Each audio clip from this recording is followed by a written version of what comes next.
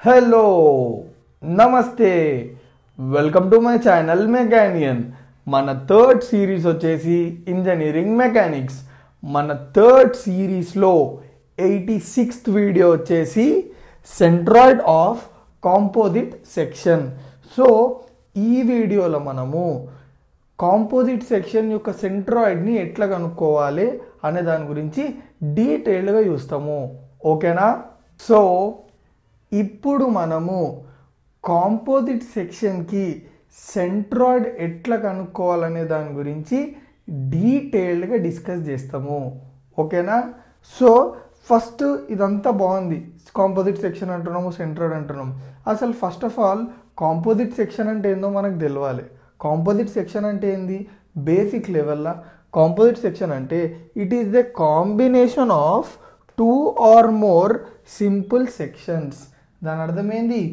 2 లేదా 2 కన్నా ఎక్కువ సింపుల్ సెక్షన్స్ని కంబైన్ చేస్తే వచ్చేదే ఏమంటాము కాంపోజిట్ సెక్షన్ అంటాము 2 లేదా 2 కంటే ఎక్కువ సింపుల్ సెక్షన్స్ని కలిపితే కంబైన్డ్ చేస్తే వచ్చే సెక్షన్నే మనం ఏమంటామంటే కాంపోజిట్ సెక్షన్ అని అంటాము ఓకేనా సో ఇప్పుడు మనకి ఈ కాంపోజిట్ సెక్షన్ సెంట్రాయిడ్ని అండర్స్టాండ్ చేసుకోవడానికి అంటే కాంపోజిట్ సెక్షన్ యొక్క సెంట్రాయిడ్ని ఎట్లా ఫైండ్ అవుట్ చేయాలి అనే ప్రాసెస్ని ఈజీగా అర్థం చేసుకోవడానికి నేను ఒక సింపుల్ కాంపోజిట్ సెక్షన్ని కన్సిడర్ చేసిన సో సింపుల్ కాంపోజిట్ సెక్షన్ వచ్చేసి ఏంటంటే టీ సెక్షన్ ఓకే ఇక్కడ మీరు చూసుకున్నట్టయితే ఈ టీ సెక్షన్లో మనకి 2 సింపుల్ సెక్షన్స్ ఉన్నాయి ఆ 2 సింపుల్ సెక్షన్స్ ఏంటంటే 1 ఇది వచ్చేసి రెక్టాంగిల్ అదొక సెక్షన్ 2 ఇది కూడా వచ్చేసి రెక్టాంగిలే సో ఇక్కడ మనకి 2 సెక్షన్స్ కలిస్తే ఏమైంది ఒక కాంపోజిట్ సెక్షన్ అనేది వచ్చింది సో టీ సెక్షన్ ఎట్లా ఫామ్ అయింది 2 రెక్టాంగులర్ సెక్షన్స్ని కంబైన్ చేస్తే టీ సెక్షన్ ఫామ్ అయింది బాగుంది ఇక్కడ వరకు బాగుంది సో ఇప్పుడు ఈ టీ సెక్షన్కి మనం సెంట్రాయిడ్ ఎట్లా కనుక్కోవాలి దాంట్లో ఇన్వాల్వ్ అయిన స్టెప్స్ ఏంది ఇవన్నీ మనము డీటెయిల్గా చూద్దాము ఓకేనా సో ఇక్కడ ఫస్ట్ ఏంటంటే ఫస్ట్ మనం సెంట్రాయిడ్ ఇట్లాంటి కాంపోజిట్ సెక్షన్స్కి సెంట్రాయిడ్ కనుక్కోవాలంటే స్టెప్ 1 వచ్చేసి మనం ఏం చేసుకోవాలంటే రిఫరెన్స్ యాక్సిస్ని కన్సిడర్ చేయాలి ఓకే ఈ రిఫరెన్స్ యాక్సిస్ అంటే ఏంది అది ఎట్లా కన్సిడర్ చేయాలనే డౌట్స్ మనకి చాలా ఉన్నాయి సో డౌట్స్ని ఇప్పుడు ఫుల్ క్లారిఫై చేసుకుందాం సో ఇక్కడ చూడండి రిఫరెన్స్ యాక్సిస్ అంటే ఏం లేదు సింపుల్ ఈ టోటల్ సెక్షన్కి మనం ఒక యాక్సిస్ కన్సిడర్ చేయాలి దాన్నే రిఫరెన్స్ యాక్సిస్ అని అంటాము ఫర్ ఎగ్జాంపుల్ ఇప్పుడు నేను చూడండి ఈ టీ సెక్షన్కి నేను ఇంకో రిఫరెన్స్ యాక్సిస్ ఇది అనుకున్నా ఓకే సో అసలు రిఫరెన్స్ యాక్సిస్ని మనం ఎట్లా సెలెక్ట్ చేసుకోవాలి ఒక్కొక్కసారి సమ్ములోనే ఉంటుందా లేకపోతే ఒక్కొక్కసారి మనం తీసుకోవాలా ఈ డౌట్స్ అన్నీ క్లియర్గా మనం చూద్దాం మ్యాక్సిమం సమ్స్లో రిఫరెన్స్ యాక్సిస్ అనేది ఆల్రెడీ సమ్లోనే ప్రొవైడ్ చేసేస్తాడు మనకి కానీ కొన్ని సిచ్యువేషన్స్లో ఏమైపోతుంది అంటే రిఫరెన్స్ యాక్సిస్ ఇవ్వడు సో అట్లా రిఫరెన్స్ యాక్సిస్ ఇవ్వనప్పుడు మనం రిఫరెన్స్ యాక్సిస్ని ఎట్లా కన్సిడర్ చేయాలి ఎక్కడ తీసుకోవాలి ఎక్కడ తీసుకుంటే మనకు మోస్ట్ బెనిఫిషియల్ అనేది చూద్దాం ఇప్పుడు మ్యాక్సిమం కేసెస్లో మనకు షేప్ అదే సెక్షన్కి రిఫరెన్స్ యాక్సిస్ ఇవ్వకపోతే మనము మ్యాక్సిమం దానికి యాక్సిస్ ఆఫ్ సిమెట్రీనే రిఫరెన్స్ యాక్సిస్గా తీసుకోవాలి ఇప్పుడు యాక్సిస్ ఆఫ్ సిమెట్రీ అంటే ఏంది అనే డౌట్ మళ్ళీ మీకు వస్తుంది సో చెప్తున్నాను చూడండి యాక్సిస్ ఆఫ్ సిమెట్రీ అంటే సింపుల్ ఏదైనా షేప్ని అబౌట్ అన్ యాక్సిస్ డివైడ్ చేస్తే అవి ఎన్ని ఐడెంటికల్ పీసెస్గా డివైడ్ కావాలి ఫర్ ఎగ్జాంపుల్ చూడండి ఇదే ఎగ్జాంపుల్ చూడండి నేను దీన్ని యాక్సిస్ ఆఫ్ సిమెట్రీ అనుకుంటున్నా యాక్సిస్ ఆఫ్ సిమెట్రీ అనుకున్నప్పుడు దీన్ని బేస్ చేసుకొని నేను ఈ టీ సెక్షన్ని డివైడ్ చేస్తున్నా చూడండి టీ సెక్షన్ని డివైడ్ చేస్తే నాకు ఎట్లా వస్తుందో చూడండి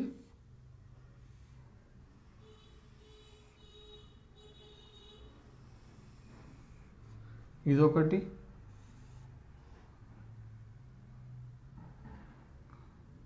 ఓకే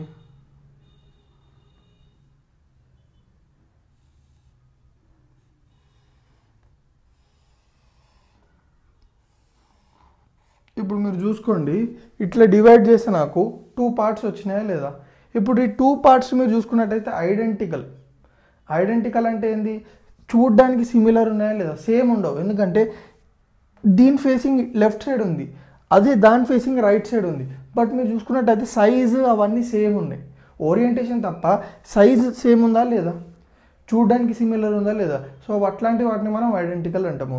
సో మనము ఇప్పుడు ఈ యాక్సిస్ని బేస్ చేసుకొని డివైడ్ చేసినాం కాబట్టి ఇవి ఐడెంటికల్ పీసెస్ వచ్చినాయా లేదా. సో అట్లాంటి యాక్సిస్నే మనం యాక్సిస్ ఆఫ్ సిమెట్రీ అని అంటాము. సో మనకి ఏమంటారు, యాక్సిస్ ఇయని సిచ్యువేషన్స్లో ఇట్లాంటి సెక్షన్స్లో మనము reference of axis of symmetry కోసము వెతకాలి. మనకి యాక్సిస్ ఆఫ్ సిమెట్రీ దొరికింది అనుకోండి, దాన్నే మనం రిఫరెన్స్ యాక్సిస్గా కన్సిడర్ చేయాలి. అయితే మీకు డౌట్ వస్తుంది, అసలు ఈ రిఫరెన్స్ యాక్సిస్ని మనము యాక్సిస్ ఆఫ్ సిమెట్రీకి ఎందుకు తీసుకోవాలి అంటే సింపుల్. ఇప్పుడు మీరు ఆ రిఫరెన్స్ యాక్సిస్ని యాక్సిస్ ఆఫ్ సిమెట్రీగా తీసుకుంటే మనం ఆల్రెడీ ఒక కాన్సెప్ట్ చూసినాము.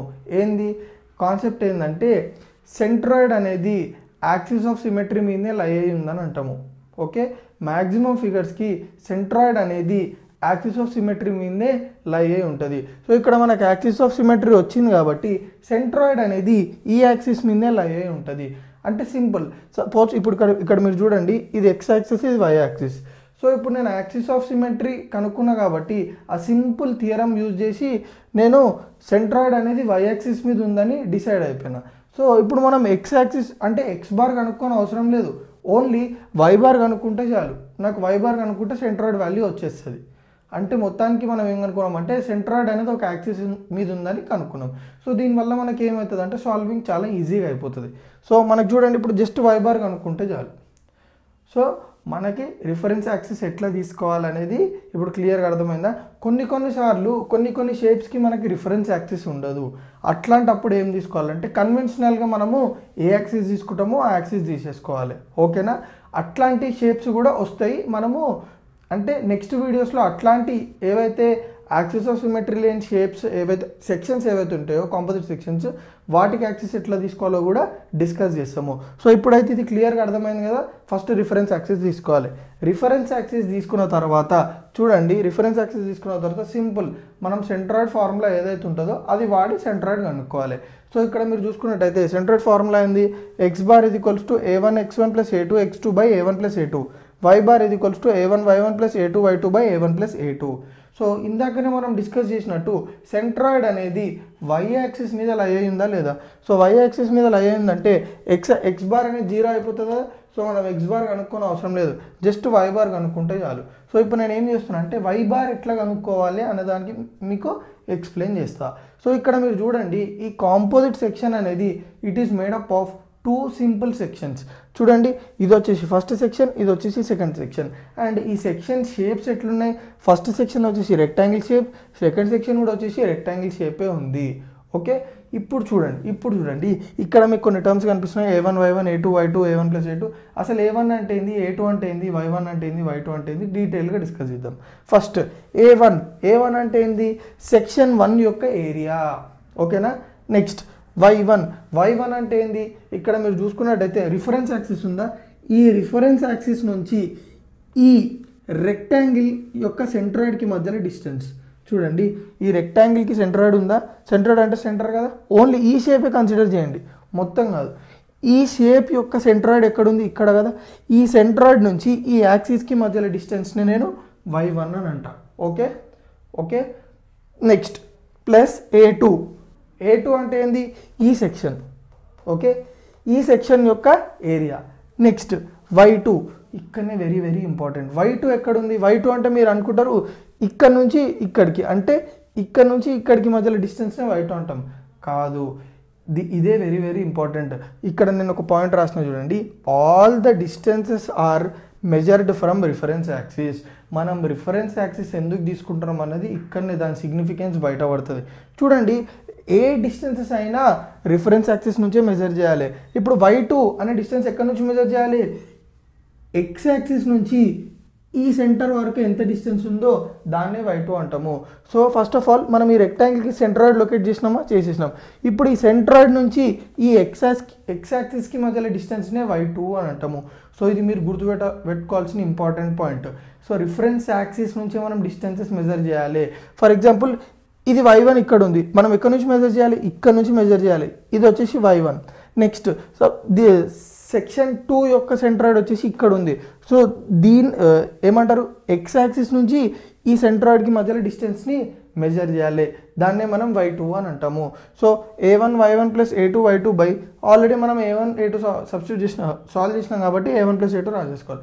సో y బార్ ఇది equals to a1 y1 plus a2 y2 by a1 plus a2. So క్లియర్గా అర్థమైందా? సిమిలర్గా ఎక్స్, ఇప్పుడు సపోజ్ ఎక్స్ బార్ కూడా అంతే. సపోజ్ ఎక్స్ బార్ ఎందుకు తీసుకోవట్లేదు అంటే ఆల్రెడీ సెంట్రాయిడ్ అనేది y యాక్సిస్ మీద అలా అవుతుంది కాబట్టి x0 అనుకున్నాము.